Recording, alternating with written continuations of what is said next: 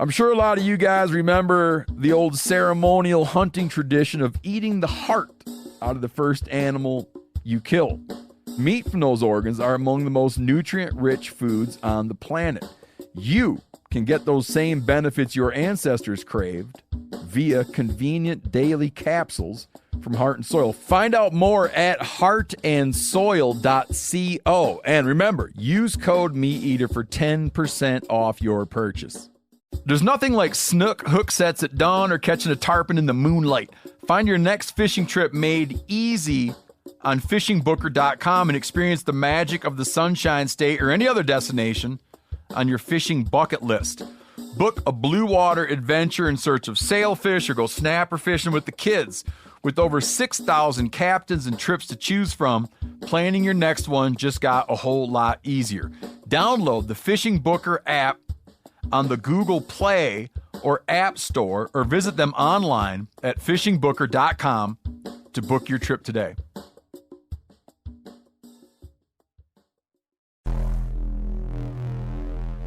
Welcome to the Wired to Hunt podcast, your home for deer hunting news, stories, and strategies. And now, your host, Mark Kenyon. Welcome to the Wired to Hunt podcast. I'm your host, Mark Kenyon, and this is episode number 43. Today in the show, we're joined by renowned wildlife biologist and whitetail manager, Dr. Grant Woods, to discuss how we can handle whitetail management adversity.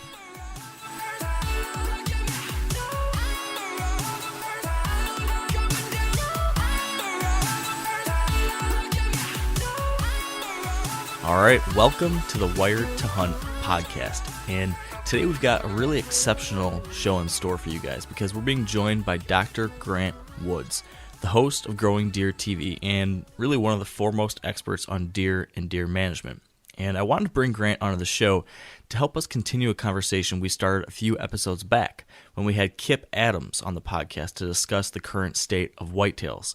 And in that episode, Kip shared a number of challenges that deer and deer hunters are facing across the country. And they're challenges that I imagine many of you are dealing with right now too. So that said, now that we've identified some of these challenges, I wanted to chat with Grant about how we can deal with these issues. So in a few minutes, we're going to bring Dr. Woods on the line. And I'm really excited about that because I know we're all going to learn a lot today. But Dan, are you as excited as I am about this conversation? Well, he's a doctor, right? I mean, not like a doctor that... I mean, he's not like fix my cold kind of doctor, but he's a doctor. Like he's a deer doctor, right? He's a biologist that has a doctorate, right? Yes, that is correct. And that's pretty cool because doctorates seem to be the biggest losers on the planet, like unless you're actually a doctor. But because I met this one guy one time and he was a doctorate of English and I just didn't get along with him that well. He always was like correcting me, and I'm not very good with words or writing or talking for the most part. So he was just correcting me the whole time. But this guy, he's a doctor of deer, and I really like deer, so I think we're going to have a pretty good conversation with him today. Yeah, we definitely are. I don't know how familiar you are with Growing Deer TV or what Grant's done, but he is just a absolute wealth of information about whitetails and managing for whitetails and habitat improvements and really everything related to deer. I actually got to go down to Missouri, I think 3 or 4 years ago, for the QDMA's Deer Steward course. And as part of that, we got to actually tour Grant Woods' property down there, which was really, really cool. He's got just unbelievable property, and we got to see all the different things he's been putting in place and why he's been doing things and how he's been doing things. And I think in short, I just took, if anything that I took away from that, it was that there is so much to be done when it comes to deer and managing deer, and there's so much to learn. So I'm excited to spend a little extra time here with Grant learning. He's a great teacher. He's a great speaker. For anyone that's watched an episode of Growing Deer TV, which is Grant's web show, if you've seen that, you know that he's just a terrific guy to listen to. And I'm thrilled that he's going to join us here on the Wired Hunt podcast to kind of share his 2 cents on a number of these issues. Yeah, I just love learning about the science, because here we are, we may be giving tips and tricks to our listeners, or you may read an article about what you should do, to hold bigger deer, but then finding out the science behind it and the reasoning for those tips or tricks or, food plots or whatnot is just, it blows my mind. And that's the stuff I love to learn about. Yeah, you and me both. I had a phone call with Grant a couple months ago, a month or two ago. I was interviewing him for a story and had some questions for him regarding kind of everything going on right now in the whitetail world. And he just had a tremendous amount of perspective and insight into so many different issues that we talked about, 2 weeks ago with Kip when he started talking through some of kind of the state of whitetails across the country and some of the numbers that we're seeing and some of the challenges. And Grant had some really, really interesting insights. And as I was talking to him during that conversation, I just thought, we have to get him here on the show to talk about some of those things. So I think, I don't think there's any more that you or me need to say. I think we just need to get Grant on the line. We need to, get some questions in front of him, and we need to just sit down and listen and take notes and hear what Grant has to say, because I think you and me and hopefully a lot of other people listening, I think there's a lot that we can learn from Dr. Grant Woods. So what do you say we get Grant on the line? Sounds good. All right, here with us on the line is Dr. Grant Woods. Welcome to the show, Grant. Hey, thanks, Mark. Hey, we are really excited to have you on. Dan and I were just talking a couple minutes ago about the fact that we just feel like, for this show this week, given what we've been talking about over the past couple weeks, you are really just the perfect guy to give us a perspective on how to handle kind of some of these new challenges that deer and deer hunters are facing, in the current day and time. But before we get into this kind of really big and exciting topic, for those that maybe aren't familiar with you, Grant, can you share with us a little bit of background as to, what you do today and what experiences you bring to the table? Yeah, great. Well, gosh, I'm getting to be an old man. I'm 53, and I schooled here in Missouri and then University of Georgia and finished up at Clemson. And those were kind of the heydays. Deer populations were growing throughout the Whitetails range and more expanded hunting opportunities. And guys were just starting to buy land for recreation or for deer hunting, and of course, that's a long ways from where we are now, where that's the normal stuff, and through that time, deer populations kept increasing until, a decade or a little bit longer ago, and then it started decreasing in some areas, and habitat loss has certainly come to play, and a lot of predators come in. Along that way, I started trying to find ways to share information rather than one-on-one. I've been a private consultant for 25 years. We've been incorporated 25 years, and we started just using the internet and a website, growingdeer.tv. We simply film what we're doing every week, 52 weeks out of the year, film it one week and have a show up next week. And it's hunting and hunting season or prescribed fire or trapping or whatever we're doing. We just share that with the public. They're usually about 9 minutes long, and it's been a good project for us. Yeah, I personally have really enjoyed what you're doing over there with Growing Deer TV, and obviously over the past 3-4 years or however long it's been going, it's just grown tremendously, and everyone I've ever talked to about it has really found it to be a helpful resource. So I think you're definitely taking that knowledge that you were sharing, like you mentioned, one-on-one or with your clients, and you've been able to just bring that to such a wider audience. Is pretty incredible. So that being the case, then if we're talking about how do we bring some of your knowledge and your experiences to this wider audience, that's what I'm hoping to do here today too. As I mentioned, we talked with Kip a few weeks ago about the state of whitetails, and he mentioned a number of challenges, and he also gave us kind of a diagnosis of his own of what he thinks the current state of whitetails is. But that was his own perspective. So I'm curious to kick things off, Grant. Could you share with us your own personal diagnosis of what you think the overall whitetail situation is across the country? And I know it's hard to do, as there's things that are very localized, but at a high level, can you give us your 2 cents on what the situation is today across the whitetail world? Are we in a good shape, bad shape, or what are your thoughts at a high level on that issue? I think we're on the tail end of being in great shape. So anytime something's taken away from any of us, we don't really like it. We've had just large, healthy deer populations for, again, about a decade or so, and just wide open hunting opportunities. Some states just, guys, kill more deer than any of us need legally. And those are being reduced through predators and through habitat loss and through overharvest in some areas. And so state agencies have or are talking about taking away hunting opportunities, and no one likes that, myself included.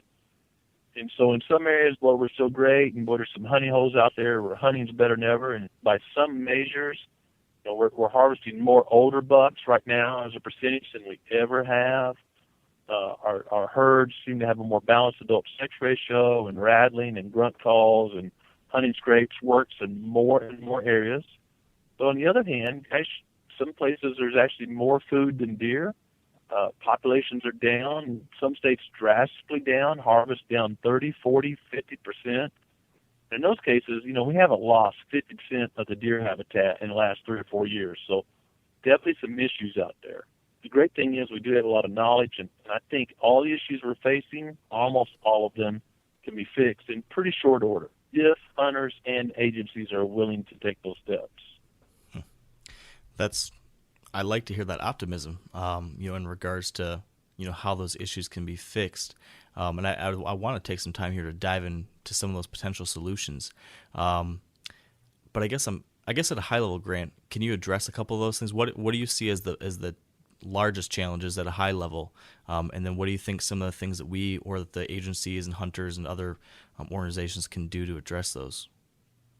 Okay, at a really high level, I think agencies have to give more control of deer management to landowners or deer co-ops or, whatever. Each state kind of has a different way of doing that, but to the end user is how I like to phrase it, in whatever form that end user or the hunter on the ground is. So hunters tend to see trends of deer herds declining, the severity of disease outbreaks, tend to pick those up quicker than agencies. Agencies are usually working on 1, 2, 3 years past harvest data. And, in a big state, a really well-funded state may have 10 or 12 people working on deer, where in that state there may be 500,000 deer hunters. So there's a lot of eyes out there and literally thousands of trail cameras and all kinds of stuff going on. So I think when agencies stay in a model, we're going to write a 10-year deer management plan for state XYZ, and then they're committed to that plan. In the middle of that plan, there's a HD, hemorrhagic disease outbreak, or coyote populations just blow up faster than anyone predicted. And the agency doesn't want to change their model. And hunters are screaming and crying, gosh, I'm not seeing near the deer I used to see, or whatever the case may be. There's got to be a way for the agencies to be more interactive. And I think that way is to allow landowners that collect data, harvest data, observation data, and are showing they're good stewards of the resource, to give them the freedom to make changes or choices along the way. So there's 2 ways to do that. 16 states currently have a DMAP program. That's Deer Management Systems Program. Some states call it a different name, but basically it allows landowners or adjoining landowners to write a management plan. And as long as they collect data and the plan's within pretty reasonable bounds, the state says, okay, how many deer tags you need. So you're setting basically the harvest quota property by property. And that is the epitome or the top of deer management. That's when you have concerned landowners and hunters in an area doing what's best for a resource. And you go all the way down to the other end of that spectrum, and you have a state that says, we're going to do XYZ statewide. And even itty-bitty states like Delaware, just 3 counties in the state of Delaware, there's big differences from one side of the state to the other, and one rule just does not apply to the whole state. So agencies at the 30,000-foot level have to become more flexible and work hand in hand with the guys and gals on the ground to avoid this kind of decrease in deer herd numbers and even quality in some areas from sliding further down the slope. Okay, that makes a lot of sense. Now, you talked there about the responsibility on the side of the agency to enable the private landowner. Something that you and I had talked about maybe a month or 2 ago, kind of related to this subject, is you talked about the fact that correct me if I'm wrong, but I believe you had said something on the lines of the fact that today more than ever, the responsibility has to shift to the landowner, or if the landowner wants to see the types of results that we have seen over the past 10 years, more of that responsibility needs to be on the shoulders of the landowner or the individual hunter on public land or whatever it is to start taking some responsibility themselves to improving their situation or taking an active hand in managing their area. Do you believe that same additional responsibility now has to stand, with the hunters too, given these changes? Absolutely. And I think it's really pretty simple. When, again, I'm 53. I was raised in Missouri. I currently live in Missouri. I was raised in the county that did not have a deer season, even in my lifetime. I lived through the restoration and restocking of deer, to we can even kill antlerless deer, to there's a lot of deer, to now there's, urban programs trying to harvest even more deer and crop damage. So I kind of lived through that whole spectrum. But when we started, everyone was so thrilled, myself and my family included, just to see a deer.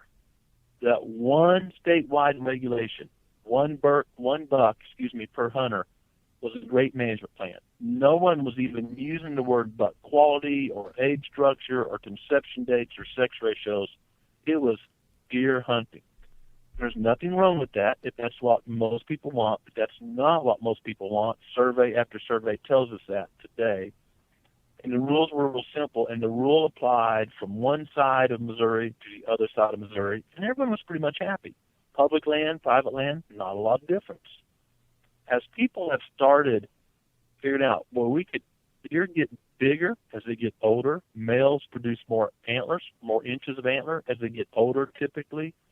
We can plant food plots in forested areas and raise the nutrition level where deer will even grow bigger than average in a totally forested area. So now the landscape is this vast array of different management goals and objectives, not county by county, but even in a lot of areas, property by property. There's simply not enough resources in any state agency to address all those landowners. So in my view, the best role a state can do is collect overall herd health indicators. Body weights are really easy to collect, age of harvest, check for diseases, and this is the biggie, and this is where some states don't live up to what I think they should, provide unbiased, really good information so landowners and hunters can make decisions and kind of manage their property for their goals and objectives. In some states, it seems maybe don't want to give up that control, or maybe don't know and don't want to admit they don't know, or simply just, we've been doing this for 10 years. By golly, we're not changing now. But those times are over. They're absolutely done. And landowners buy land, small properties, large properties, for the sole purpose of deer hunting.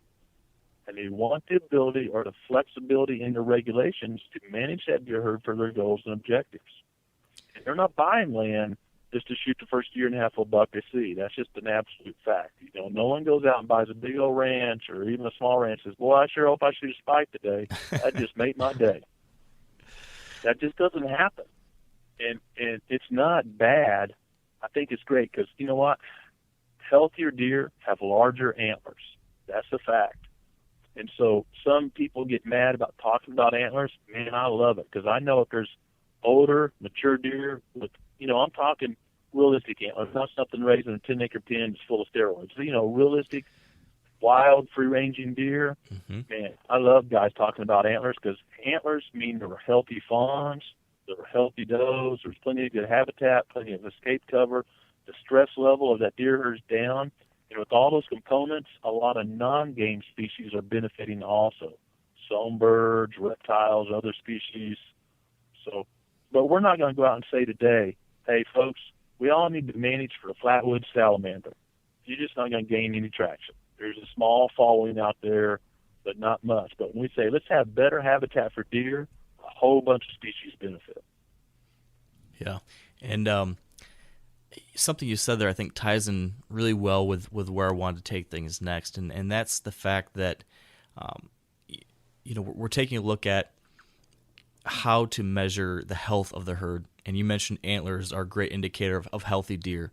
And we also talked about, moving the responsibility away from not just the agencies and everything, but we need to manage at the property level or the more region-specific level. So for our listeners who now are, we've talked all about some of the different challenges. We've talked about things that we hope will happen at a high level, but I really want to focus now on, what can we do on the ground to address some of these issues? I mean, some of the things you mentioned were overharvest or disease outbreak or predation. I guess to start, though, I'm curious, Grant, how can someone assess the state or the health of their local whitetail herd? And, what do they need to look at to see, is my whitetail herd struggling? Do I need to be worried about these things, or am I okay? Okay, so for any assessment to have value, you must have some type of baseline to compare it to. And I default, based on my professors, who at the time I thought were crazy, but in hindsight I respect them. When I was finishing my PhD, they asked me a question: what did the deer herd look like pre-European settlement? I'm thinking, well, gosh, no one was here. How do we know? Who could possibly know that? But you don't argue. You go to the library and you dig, and it turns out that archaeologists had dug up and recovered over 10, or at least I could find records for over 10,000 pelvic girdles from Indian middens, or basically Indian trash heaps.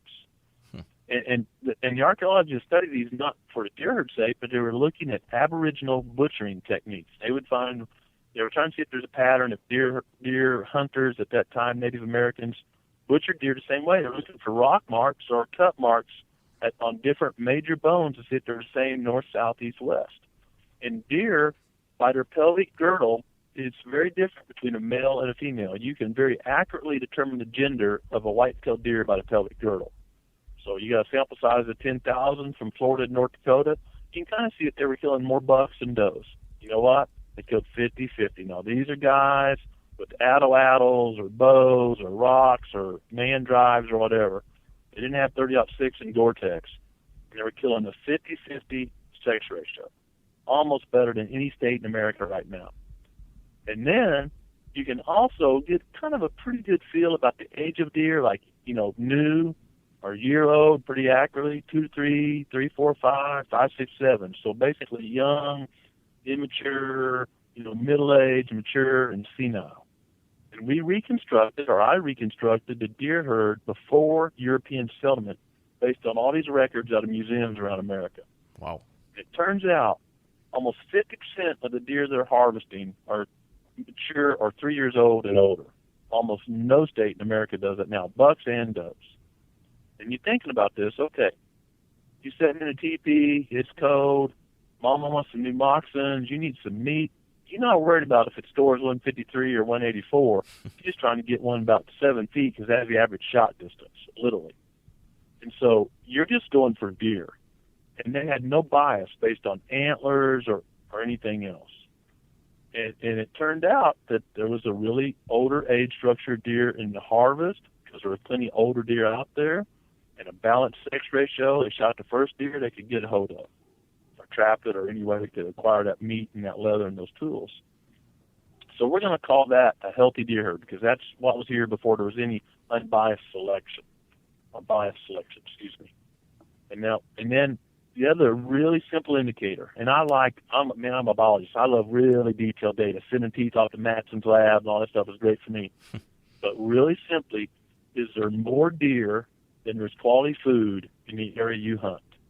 Not food, but quality food. So, I live in the Ozark Mountains. Man, there's more acorns than deer can eat this year. But that's not quality food. Acorns are not quality food.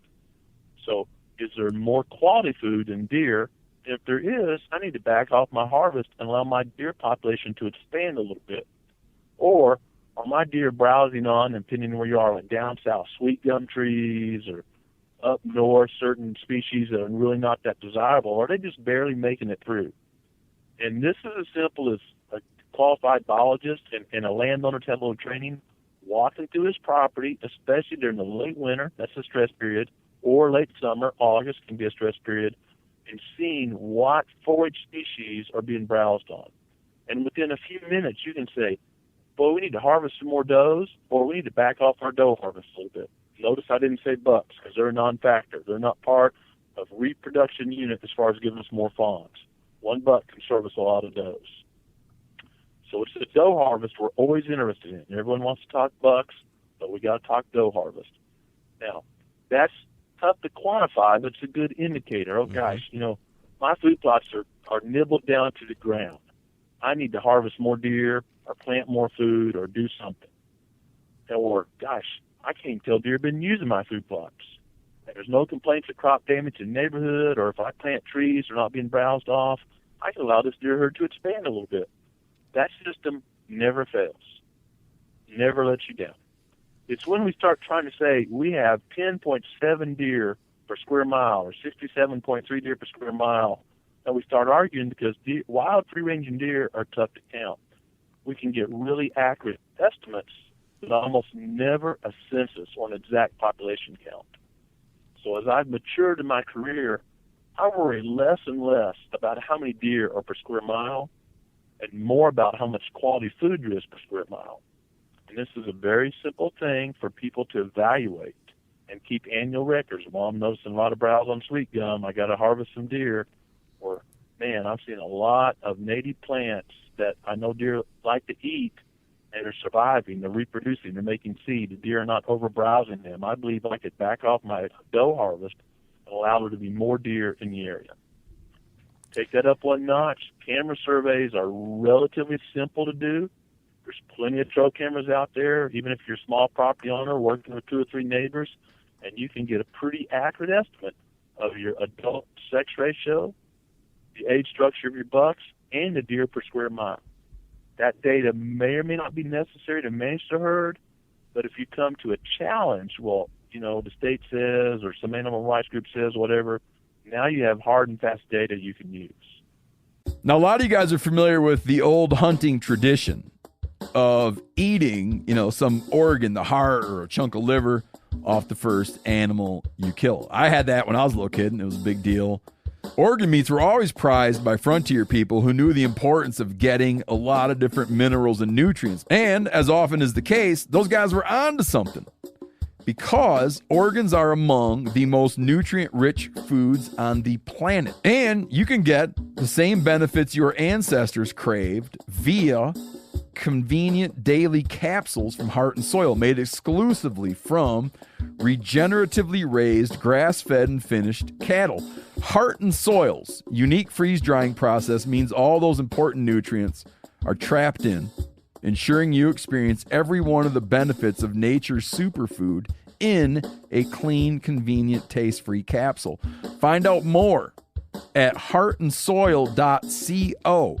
And make sure to use code MeatEater for 10% off your purchase. That's heartandsoil.co. Use the code MeatEater. There's nothing like snook hook sets at dawn or catching a tarpon in the moonlight. Find your next fishing trip made easy on fishingbooker.com and experience the magic of the Sunshine State or any other destination on your fishing bucket list. Book a blue water adventure in search of sailfish or go snapper fishing with the kids. With over 6,000 captains and trips to choose from, planning your next one just got a whole lot easier. Download the Fishing Booker app on the Google Play or App Store, or visit them online at fishingbooker.com to book your trip today.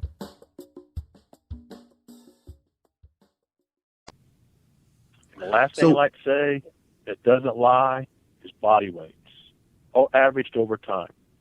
So we know pretty much, a yearling doe needs to weigh this in a hardwood forest, and it's going to weigh that plus 20 pounds in an agricultural area.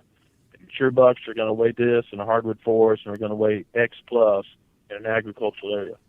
And if your body weights are trending up, you probably could have some more deer out there. You're losing deer somehow, or the habitat's improving, or something's going on. If your body weights are trending down over a period of 2 or 3 years, gosh, you need to figure out what's going on there. So I don't own property, and I'm in no way a scientist. I guess, what are some specific things that a guy like myself, who the only way I can hunt is have permission on somebody else's property or public land, how would I go about knowing that a particular crop is not as abundant, or a particular, like the acorns didn't drop, or there's a certain foliage that wasn't getting nibbled on because over the years, I haven't really paid attention to it. Yeah. So again, it's just pretty simple observation skills. So you're on public land.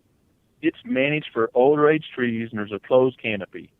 And you happen to notice that every maple limb that's on the ground after a windstorm, the bark is stripped off the next day and there's no leaves. There's too many deer. They're wiping it out as soon as it hits the ground. It's just really simple. If deer are hustling that hard to make a living, there's too many deer. And it's not just that there's not enough food. Many of the parasites that really impact deer, their life cycle is they're on the vegetation through a worm or whatever have you, and the deer eat it. And the closer they're eating to the ground, the more those parasites they ingest. So there's a prime example. There's an abominable worm, or a worm that's big enough you can see, and it happens to collect in the second chamber of a deer's stomach. Deer don't have four stomachs like people often say. They have one stomach with four chambers. And so we know when we cut into that second chamber of the stomach, if there's 500 or fewer of this particular type of stomach worm, then there's probably more food than there is deer. They're just not getting a very big load of them. All deer have a few of these worms in there. Hunters just don't see them. If there's about 500 to 1,500, there's probably about the right amount of deer for the right amount of food. But if there's over 1,500, there's no magic. It's not like 1,501. But, you got 1,800 or 2,500. Those deer are eating so close to the ground that they're ingesting the larvae of these particular parasites, and there's just too many deer. They're eating too close to the ground. So there's very specific measures, but most of those, as you said, need a scientist or a landowner that's pretty trained in doing that.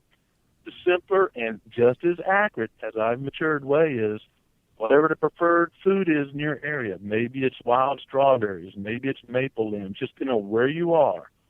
It's poison ivy in some areas, believe it or not. Poison ivy is great deer browse. And if you're walking through the woods and every poison ivy leaf is 5 feet high or higher on a tree, and below that the deer browse it off, you've got too many deer. And so everyone asks, how many too many deer? Well, in a closed canopy, old growth forest, it may be 10 deer per square mile.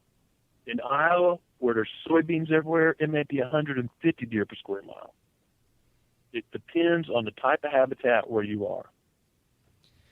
So my land in southern Missouri is in the middle of a big old closed canopy forest and fescue pasture. No ag anywhere around. You never see. There's no such thing as a combine or anything like that in the county I live in. No grain drills going down the road, no silos, none of that exists. But on my land, we have food plots, and we lime and fertilize them. We do good work, and we do some prescribed fire and stuff. And I carry about 100 deer per square mile, and very healthy deer, very, very healthy deer. Anywhere else in southern Missouri, except for other private landowners who are kind of doing the same thing, 30 deer per square mile would be too many. There's just not enough food for it. So again, and I'm not saying do, but let's say Missouri Department of Conservation just makes a general rule for all the Ozark Mountains. Well, you cannot harvest does and blah, blah, blah. Gosh, I couldn't manage my deer herd. I'd have no legal way to kill enough deer. And that's where site-specific land management is so important. And the 16 states that have this DMAP program have proven this, and some of these states have had DMAP for over 20 years. This is nothing new. So kind of rounding that segment out, one of my biggest frustrations with deer management, especially from an agency point of view, is failing to look across the border, and they always want to reinvent the wheel. Well, we've got to study this for 10 years and see what we need to do. No, you don't. There's a state that's already tried that and done that and figured out if it works or if it doesn't work and if you need to tweak it. Failing to learn from other states or other agencies is a huge, huge sin, I believe, on some agencies' part. So I'm feeling here, from me and Dan on the ground or whoever's on the ground, I think the big takeaway here that I'm taking from, we've got a lot of things here, but if I had to take one or two things away from this, it sounds like basically from the standpoint, from the responsibility of the hunter, we need to become more, more observant of what's going on around us. Because, to Dan's point, to this point, he hasn't necessarily been paying attention to what's been browsed on or these different things that might be indicators. But really, given some of these things happening, giving some of those challenges, really it would be, beneficial for all of us individual hunters, landowners, or public landowners, or whoever it might be, to start taking that responsibility of, observing what's happening around us, starting to pay attention to things like browse and whether that might be a good thing or a bad thing, and what that means for how we should harvest, or taking the next step to what you pointed out, Grant, being trying a trail camera survey. We need to start taking some of those things into our own hands versus just depending on our state to say, hey, kill this many deer. Because to your point, Grant, what they say at the state level or even county level just might not be relevant to our individual piece. Yep. So let's go all the way back to first conversation. When we first restored deer and had deer seasons, we had just restored deer. So nowhere was overpopulated. And the plants, the native vegetation or crops had not been overbrowsed by deer. So there's plenty of ice cream quality native plants everywhere to restore deer, right? We've had deer restored in most areas 50-plus years now. A lot of those plants are gone. Deer populations got too high back in the 80s and 90s. They wiped them out. They are literally gone. And so hunters at first didn't have to be naturalists or observing plants or browse because they were just deer. We're just deer hunting. And of course there's food there. That's not the case anymore. The game has changed. And just like we don't use rotary dial phones, if we just go out and set and say, boy, I sure hope a deer walks by, and everyone has that mentality, no doubt about it, deer in America are in big, big trouble. Yeah. So moving on, I think from that then, we've talked about how to assess if there's, if your whitetail herd is healthy or if it stands where it needs to be. Let's talk about some of the challenges, and then if we do take a look at this assessment on our property, and I'm saying, okay, it looks like my population is not where it needs to be. There's a handful of different typical challenges that we see that might be what's causing that. So I'm curious from your standpoint, Grant. Maybe I'll give you a couple of these different options. I'd like to hear your perspective on if this happened in your situation, how do you handle it? So Let's say example number one. One of the typical things that we've seen across a lot of states over the past couple of years, especially back in 2012, was disease outbreak, EHD. Mm-hmm. So let's say we are assessing our local herd, we see it's down, and we believe it's because of disease outbreak, maybe a bad hit the last summer. What, if anything, can a landowner do on their own ground or with their own behavior and hunting tactics? What can they do to help that herd get back to a healthy level?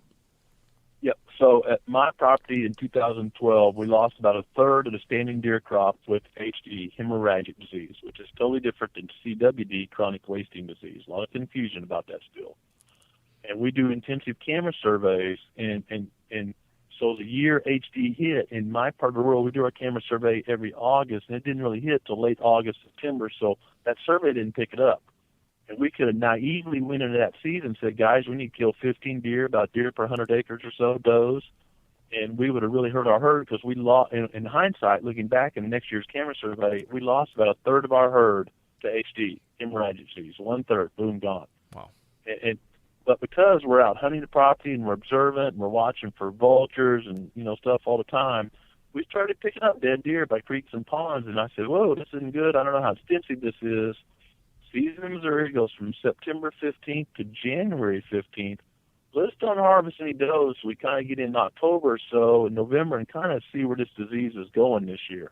And sure enough, it was a really bad case, and we just held off the doe harvest. And then the next year had a really low-level doe harvest, and in 2 years, we're right back up to 100 deer per square mile. So sometimes landowners may be absentee landowners, they live a state away, and they may not be able to be there watching this unfold, but their neighbors are, or something is, and this is where a solution this is deer management co-ops or neighborhood co-ops, because someone's out there on the land, someone's walking their crop fields or checking a trap line or doing something, and they're picking up these indicators or signs that, whoa, this isn't right. I found 3 dead deer by the creek. That's just not normal. We need to get out and walk some creeks Saturday. Everybody needs to walk a mile of creek Saturday and see what they find. And that localized level, like in Missouri, at first the agency was saying, I'm not picking on Missouri, just happen to live here. Yeah, HD is not a big deal. We've been through this before. And 2012 was unequivocally the worst outbreak of HD on record throughout most of Missouri. And they're talking at first, well, we had maybe 1,000 deer die or whatever it was. Shoot, I had individual clients or farms that were finding 300 deer dead on one farm. Jeez. And, so it was massive. It was tens of thousands of deer across the state, literally. But the agency wasn't picking up on that like a landowner can who's out there checking his cows, checking his crops, just hiking with his family on recreational land, whatever it is. And so that responsiveness, you're finding a bunch of dead deer.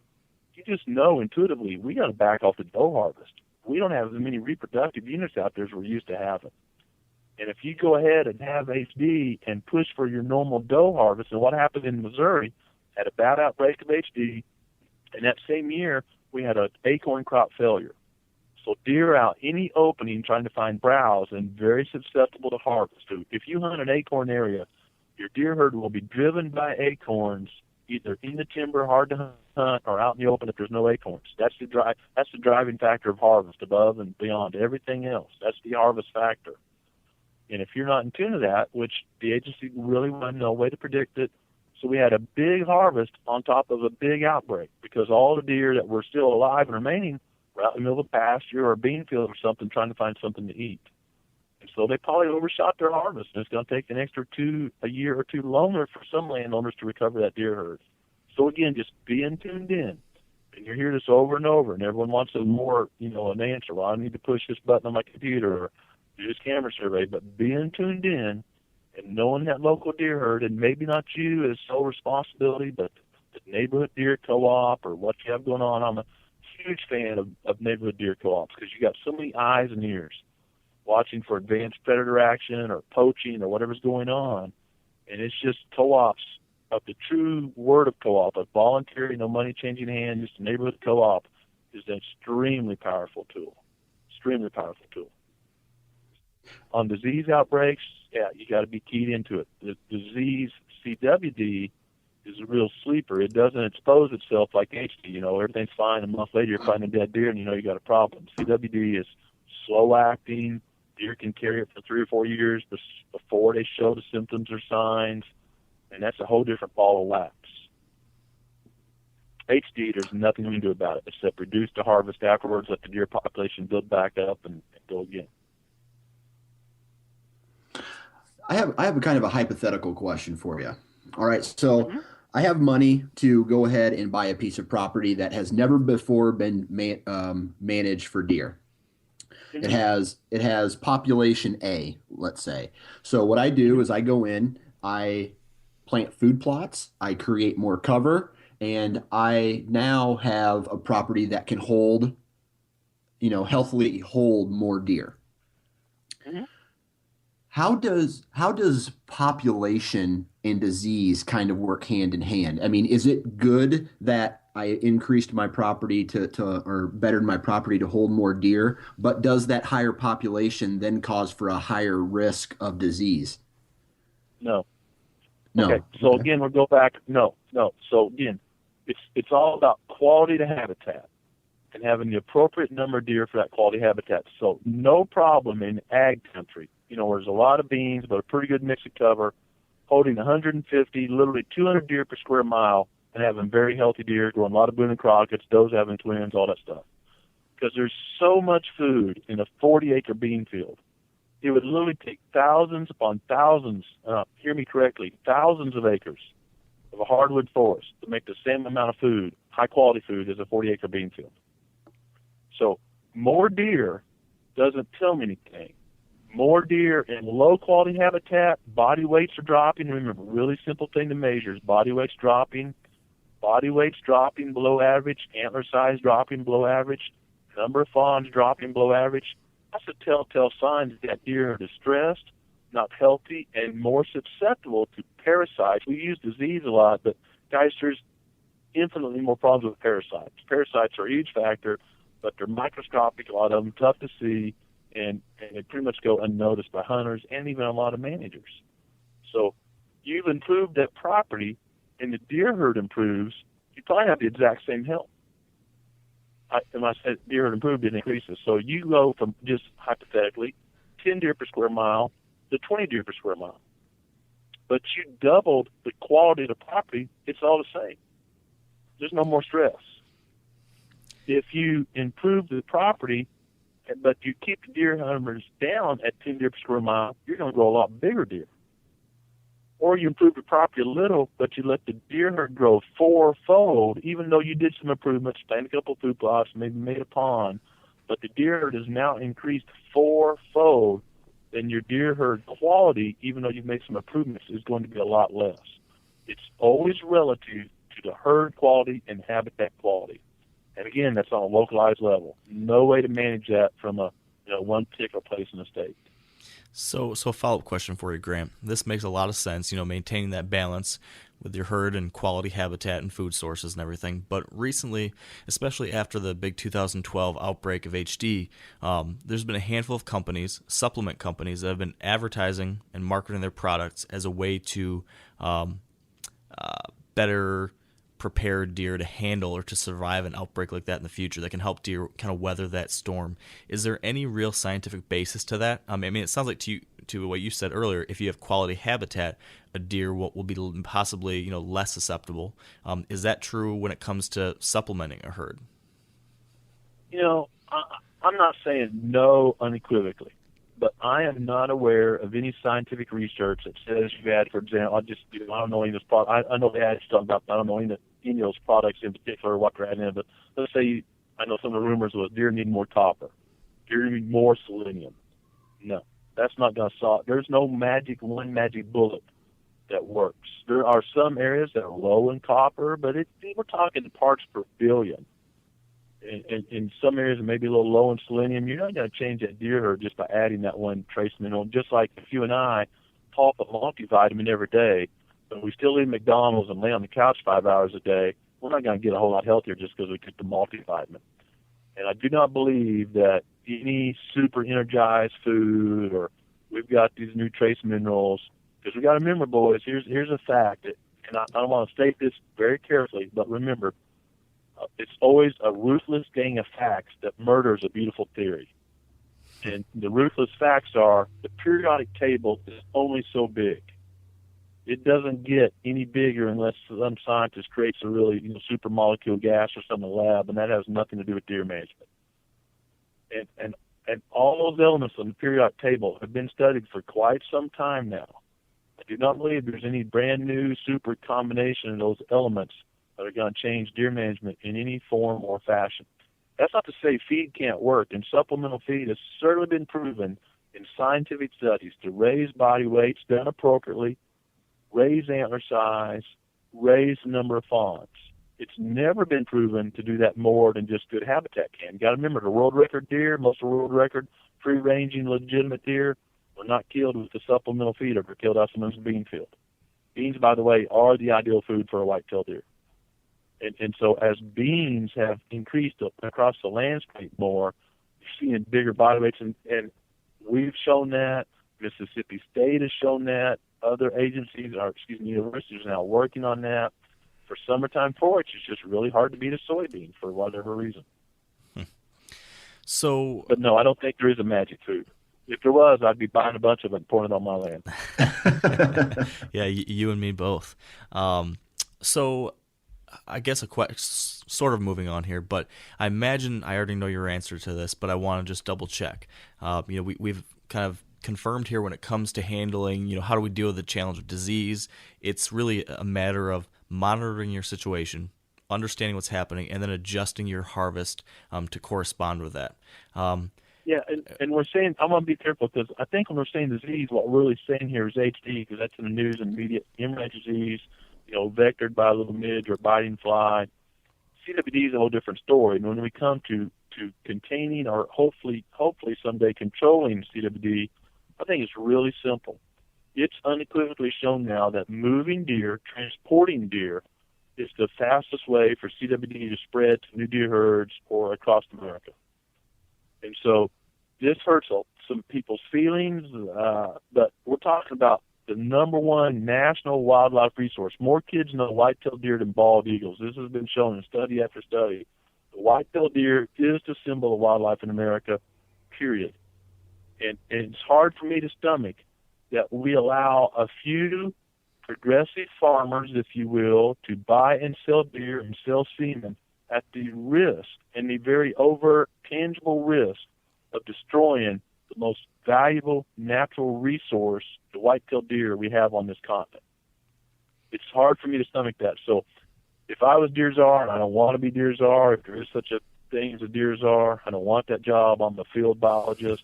But it seems pretty simple to me. I believe, I'm a strong believer in private property rights, and I really believe this. I don't have my property fenced, but if you want to fence your property and there's adequate habitat, it's not a 10-acre shoot 'em in Pinto, there's escape cover and the right number of deer and like that, I could care less.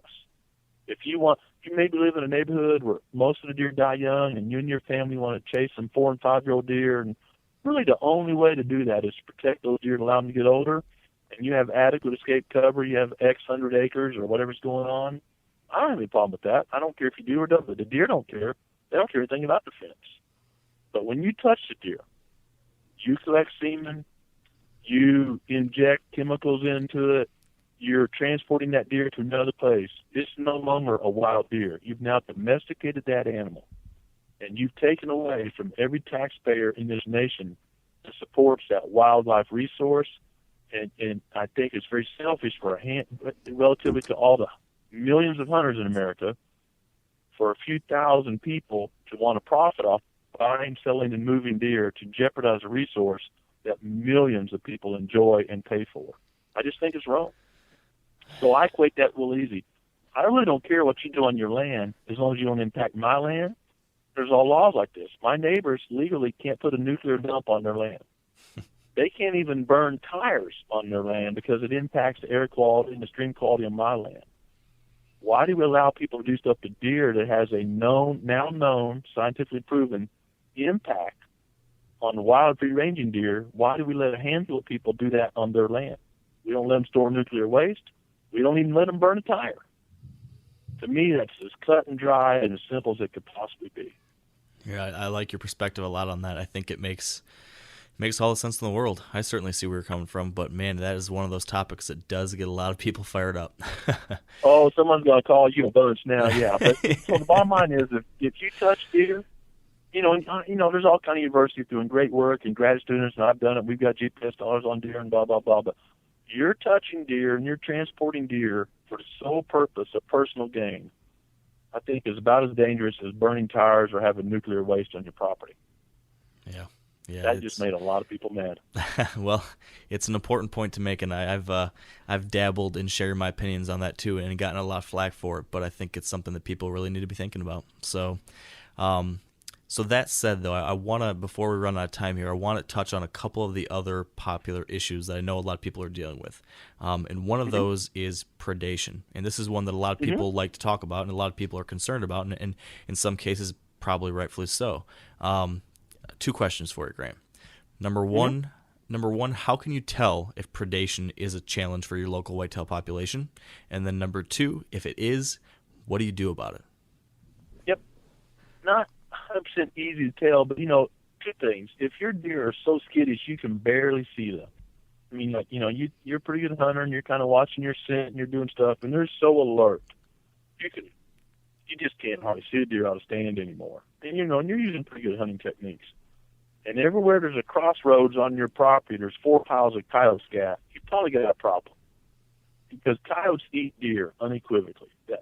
Young deer, fawns, mature deer, they eat deer. That research is done, signed, sealed, and proven. We don't need to argue over that anymore. And so can we do something about it? If in not all areas have a problem. And there's a recent study, I think out of Wisconsin, that really clearly showed that in open farmland, coyotes don't have as big an impact on deer as they do in timber country. We looked all throughout the South, it's mainly timber country, and the southern states are really getting hammered by coyotes. In the north central lake states up north are getting hammered by wolves and coyotes. So there's areas where it's certainly a problem. And for the biologists that say, and landowners say, well, the guys are here, we just got to reduce our deer harvest, and this is the new norm, we got to accept it. I say, bull. And I think the data is really clear.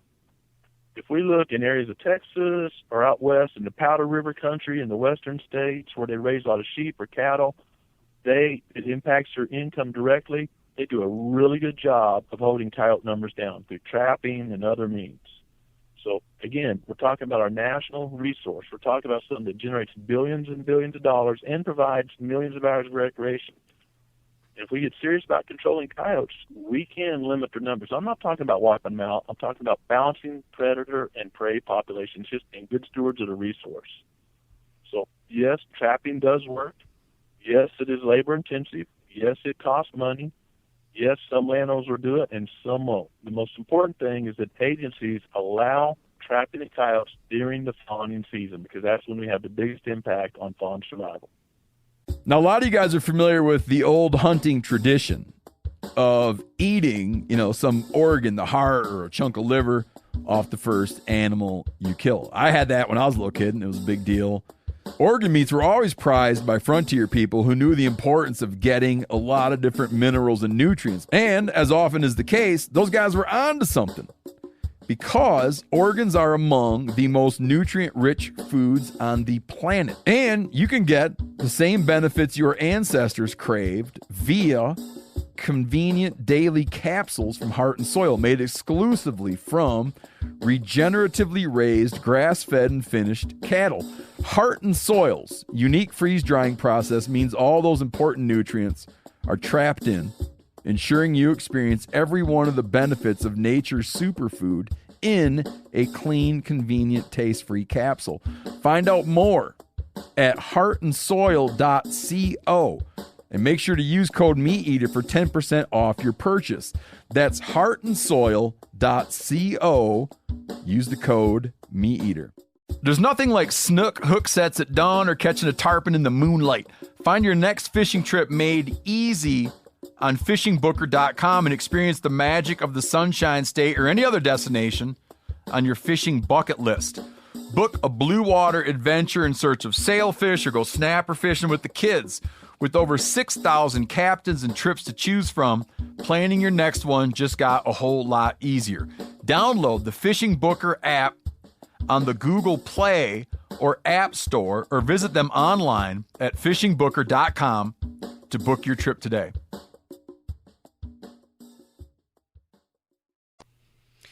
What about other predators other than coyotes? Because that's a popular one. But what about black bears or wolves in some of the Great Lakes states? Are those having as big of an impact as sometimes, they're big predators, so they get a lot of attention. But are they really having an impact? Yeah, there's studies in some areas, certainly bears. I thought there was a study out of Pennsylvania, I think, where bears were counting for about 40% of the fawn population. Bears can get on that search image and really find fawns easy. Here's one that people don't like to talk about. How about eagles? Man, we got more eagles now than we've had in any of our lifetime by far. And eagles certainly are fawn predators where there's abundant eagle populations. And, eagles are great turkey predators. An eagle can fly over an open field of turkeys, and one of them's not making it out. That turkey, although it's a great bird, is not escaping a big old bald eagle cruising that field. It's just not going to happen.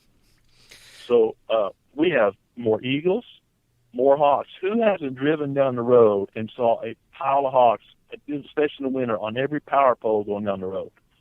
And they've been protected for 30-plus years. And I'm not saying it shouldn't be, but the reality is we have more eagles, more hawks, more bears, more mountain lions, in a lot of areas more coyotes, certainly more wolves. We have a lot of predators out there, more than we've had in most of our lifetimes. And to say they're not an issue is just really being blind to the situation. And so what do? Well, we make choices every day as humans of what we favor and don't favor. And it seems to me that in a lot of areas we're favoring predators and ignoring the whitetail population and other game species, quail, turkey, other game species. So I think we got to find a balance between predator-prey populations that's good for mankind, and then set our goals to achieving that balance. Yeah, I think something you said there is really important too, and it's something that I worry about sometimes because, I'm, in addition to just being a deer hunter, I'm also just a wildlife, a lover of wilderness and wildlife and animals and nature and all those different things. And I think the important thing you said there was a balance. And again, this is just my 2 cents, but sometimes you start hearing people talking about, we have to kill every single predator, destroy them all because they're killing our deer herd. And I like the fact that you made it a point to say, we don't need to eradicate them, but we need to find that proper balance. And I think, in my personal opinion, that's the right way to do it too, is finding that balance. There's probably a place for both, but finding that right balance. Yeah, it would be a lonely deer woods for me to walk out and not hear a coyote howling somewhere every now and then at a distance. That would be a lonely deer woods for me, or see a bobcat every now and then. Or if I get to hunt those northern states. I worked a lot up by War Road, Minnesota, and boy, there's a pile of wolves up there, and probably a little too many. But hearing them howl at night or seeing a big old wolf track, that's thrilling. That is part of that wilderness experience for me. But it's just finding that balance, as in all things in life, moderation and balance. And I think that's our job as mankind, is to help find that balance. Because if man doesn't create that balance, we tend to get these big old massive swings. The preservationists, people say don't do anything and it'll work itself out. It will work itself out, but it will work itself out in massive swings that I don't believe human society wants to tolerate. Yeah, I think that's absolutely the truth. And speaking of one of these changes, we talked about at the beginning of the episode. You mentioned trying to set a baseline, and that what the population was like, what the deer population herd was like before European settlement, and now humans obviously have made an impact, and that's changed things. One of the greatest impacts happening right now, it's forever, ever since we've been settling North America, has been habitat. And recently, from my conversations with Kip and others, more and more people are bringing up the fact or the belief that habitat loss is making a greater impact on some of these deer declines that we've been seeing than maybe is being given credit for. So, Grant, in the case, if it seems like we are losing whitetail habitat, I believe I think Kip Adams had mentioned the fact that we've lost a total third of all the CRP ground in the Midwest over the last 4 or 5 years, I think it was. And that's tremendous whitetail habitat. In these cases where we're losing habitat for deer, is there anything that an individual landowner or hunter on public land can do to combat that at all? Is it just merely putting more cover onto our pieces of ground, or what can I do if I hear that's an issue? What can I do about that? Yeah, if you're an individual hunter on public ground, I think your best tool is the ballot box. You can vote, and you can forward and get behind referendums that protect wildlife habitat and streamside management zones, and because good habitat is always good for clean air and clean water and many things besides seeing a big old buck out there on a frosty morning. So I think that's, again, where us as citizens find that balance. We all want to have cheap fuel and we want to have cheap food. Those are realities, and so there's trade-offs and there's balances, and where do we find that balance? And finding that balance is very difficult. But, a loss of 40% of CRP land certainly has a huge impact on game and non-game species. But it's an individual landowner, and he's saying, man, I got a chance to make some money and pay my land here. Corn prices, they're not high now, but they were high, and I think it's more profitable for me to grow corn and have CRP. Who can blame that landowner for making that choice? So these are trade-offs, and there's not it's easier for me to solve, wolves and coyotes and other things than it is that one, because I do work for some of those people, and, you're a guy and you have land in CRP and you're making, where you are, $60, $70, $120 an acre for CRP payment. All of a sudden corn jumps up to $10 an acre, and even though it's marginal land, you can make more than that $100 per acre profit. You got 2 kids wanting to go to college, and you're trying to pay for a new John Deere combine. What are you going to do? Well, you're going to take that land out of CRP and grow corn. So that is a very, very complicated question, of which I don't have an answer, except that as a nation, not as an individual, as a nation in the ballot box, we need to come and decide unitedly, and hopefully come to a decision, which doesn't happen a lot anymore in our democracy, of what our values are. What are we willing to pay for gas? What are we willing to pay for corn? And what are those trade-offs that allow us to maintain wildlife habitat and a very healthy, productive society? Yeah. And those are tough questions. Those are as tough as windmills. Boy, it's a clean source of fuel, but destroys some land, destroys some habitat, and sure knocks a lot of birds out of air. What's the right answer there? First, you look at windmills and go, oh my gosh, that's a great solution to our energy crisis. And if you're the guy walking below and picking up a few eagles, you're going, well, I don't know if this is so good or not. So, we all have to make these trade-offs. And that one's not an easy one to answer. Yeah, that's a tough call. Absolutely. Well, we are coming up pretty close to here on time, but Dan, do you have any final questions for Grant here before we let him go? Yeah, I have a question about big bucks. Okay, if I'm a landowner, um, for me personally, I'm buying that land to manage it to hold big bucks. And so I've managed my property. I have the cover, I have the food, I have everything that is needed. From a scientific standpoint, is there a way to improve genetics or do something management wise that will increase antler size? Okay. So first thing I'm always going to look at, and I'm going to be quick here, is food, cover, and water. And I think what you're really saying is you want to kill a big buck. There's a big Right. difference between I've having a done big all buck and that. killing a big buck. Right. I've already done all You've that done all stuff. that, but what you haven't told me is what the neighbors have. There needs to be a reason for that mature deer to be on your land versus a neighbor's land. It sounds selfish, but that is a reality. So if you've got soybeans and neighbors got soybeans, that's even. If you've got water and they've got water, that's even. What do you have that's better than the neighbors out of one of those three? And I always want to err on the cover side because that's where deer spend, especially mature deer, spend most of their daylight hours. It's not sexy to talk about, but I'm always going to err on having the best cover in the neighborhood if I can. Either a sanctuary, less hunting pressure, whatever it is. Second part of your question is, no way, this has been proven by great scientific research. You're not going to change the genetics of a wild free-ranging deer by your trigger finger. You're not going to do it. Older egg structure, you can accomplish. Better food, you can accomplish. The only way we're going to change genetics with any meaningful results is by line breeding or having a pedigree, knowing who bred who for several generations and the results of that crossing of their offspring and culling the ones that we don't like and keeping the ones we do. I said only with a pedigree because just culling, oh my gosh, there's a 4-point buck, I'm not shooting. You have no idea. That's his phenotype, but his genotype may be totally different due to an injury or got born late or whatever happened. So I'm going quickly here, but no.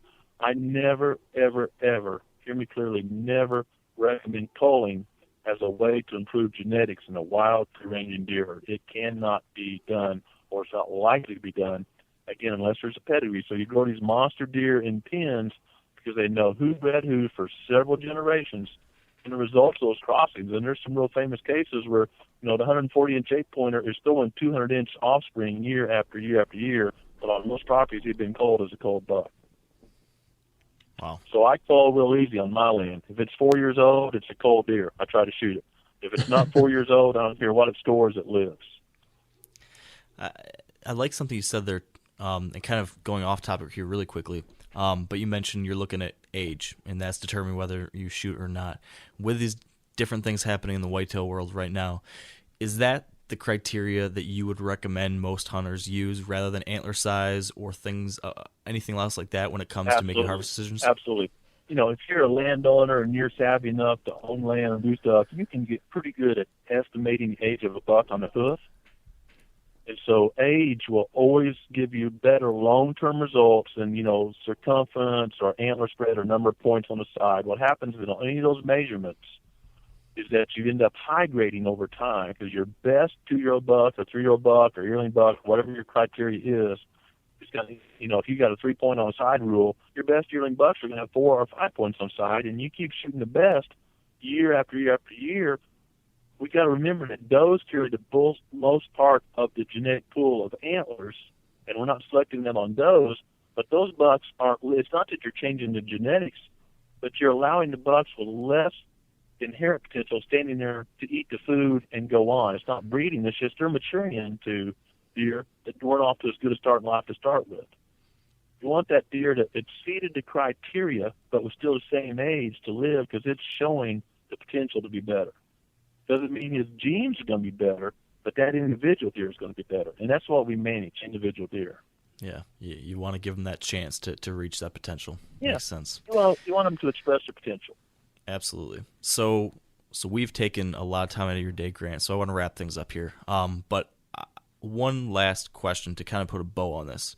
We started our conversation, Grant, with you mentioning the fact that we've gone from maybe a time of really a great period of time for whitetails and whitetail hunters in America to maybe a slightly different time. So it seems like, from people I've talked to, we're entering a slightly new normal. So in this slightly new era of deer hunting, what is the one big takeaway message that you hope that deer hunters can kind of wrap their heads around moving forward, given these changes? Every deer hunter, public land, private land, is a deer manager. When you pull that trigger, you've made a management decision. Did you improve the deer herd quality, or did you decrease the deer herd quality? Without that recognition that every hunter is a manager, not the state agencies, their teachers or educators, they give us guidelines, they hold the public trust, they collect data. But the guy pulling the trigger determines the future of that deer herd. And maybe you need to pass up deer because you've had bad disease, or you've got a lot of predators, or whatever the issue is. Or maybe you're in an area that needs to harvest a lot of does and reduce that number of deer based on the amount of food out there. But the realization that we can't be end consumers, simply deer hunters, and that we all have to carry a little bit of the management burden by making the choices we make is the key that will help us have great hunting into the future. That's awesome, Grant. I think that is a perfect way to wrap all this up. So for people listening today that want to learn more about what you're doing and learn more from you, where should they go online? Just simply go to our website, growingdeer.tv, and we're making a new show every week, and all past 500 and some odd shows, 250 shows, are on there, 5 years of running. And so you can search on, food plots or predators or whatever and find a couple of shows that fit that title. And hopefully we can just share information. It's free, no charge, just like Mark's stuff here, and just hopefully you can learn something. Hopefully we can share something meaningful. Absolutely. Well, I can definitely say from my experiences, Grant, that your resource is a tremendous one, and I've certainly learned a lot from Growing Deer TV. So for everyone listening, highly recommend checking that out. So Grant, thank you so much for joining us here today. This has been terrific. Mark, thanks for the opportunity. Dan, thank you for your time. Thank you. All right. Have a great night, Grant. Thank you. Thanks, guys. All right. Well, I hope you're taking notes there because Grant really shared a tremendous amount of insight, and I hope you enjoyed that as much as I did. Now, closing things out here, if you have been enjoying the podcast, as we always ask, it'd be awesome if you could leave us a rating or review on iTunes. And I want to give a big thank you to the 193 of you who've already done so. And I thought I'd read off one of those reviews here too.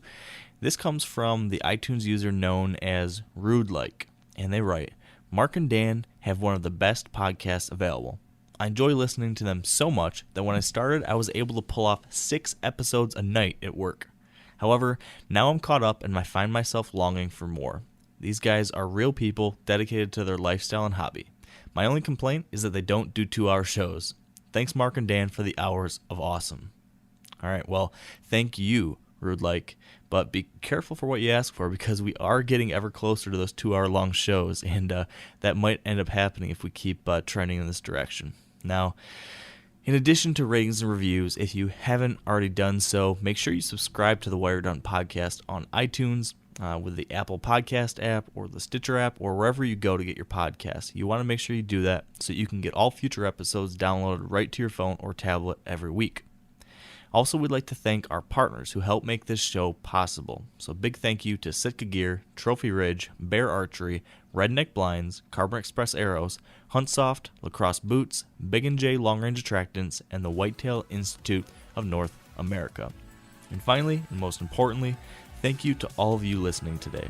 I hope today's show has inspired you to take on more responsibility as a deer hunter and manager and has empowered you with the knowledge to do so. And finally, of course, I hope you'll stay wired to hunt. I'm sure a lot of you guys remember the old ceremonial hunting tradition of eating the heart out of the first animal you kill. Meat from those organs are among the most nutrient-rich foods on the planet. You can get those same benefits your ancestors craved via convenient daily capsules from Heart and Soil. Find out more at heartandsoil.co. And remember, use code MeatEater for 10% off your purchase. You ever get that feeling the walls closing in, the concrete jungle suffocating you? You crave some wide open spaces, the chance to connect with nature, maybe in a spot all your own. Well, head over to land.com They've got ranches, forests, mountains, streams, you name it. Search by acreage. You can search by location. You can search by the kind of hunting and fishing you're dreaming of. Land.com. It is where the adventure begins.